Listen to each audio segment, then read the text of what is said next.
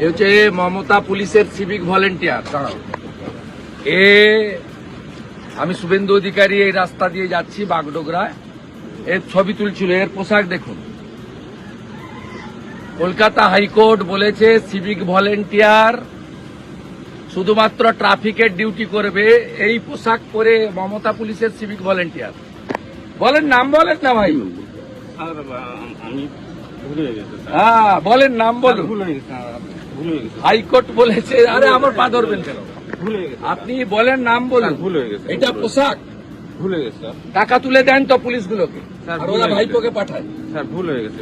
আপনাদের বেশি দিন না, চিরদিন কাহারও সমান নাই যায়।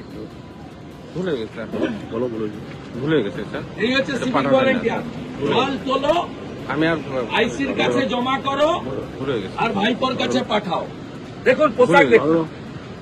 সব মোড়ে দাঁড় করিয়ে রেখেছে মমতা। ভুলে গেছি স্যার। আমি আর সব মোড়ে একটা করে দাঁড় করিয়ে।